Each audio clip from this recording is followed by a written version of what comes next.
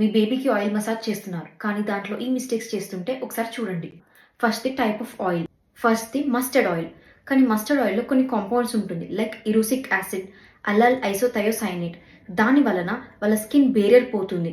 దానివల్ల ఏమవుతుంది, ట్రాన్స్ epidermal water loss, అంటే వాళ్ళలో ఉన్న మాయిశ్చర్ కూడా ఎవాపరేట్ అయిపోయి స్కిన్ ఇంకా ఫ్రెజైల్ అవుతుంది. Second, castor oil. ఇది థిక్ ఆయిల్. అది అప్లై చేస్తే ఒకవేళ స్వెట్ డక్ట్స్ బ్లాక్ అవుతే చిన్న చిన్న వైట్ కుర్పుల్లాగా అవుతారు, అది మిలియా అంటాం. ఒకవేళ హెయిర్ ఫాలికల్ బ్లాక్ అవుతే ఫాలికులైటిస్ అవుతుంది. Third, sesame oil. అది అప్లై చేయడం వల్ల ఇరిటెంట్ కాంటాక్ట్ డర్మటైటిస్ అవుతుంది అండ్ దానివల్ల కొమెడోన్స్ కూడా ట్రిగ్గర్ అవుతాయి.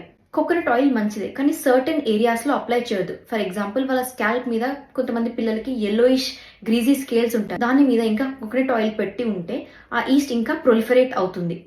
ఫిఫ్త్, కొంతమంది హెర్బల్ ఆయిల్స్ మంచిగా అని పెడతారు కానీ ఈ హెర్బల్ ఆయిల్స్లో అలర్జెన్స్ ఉంటుంది.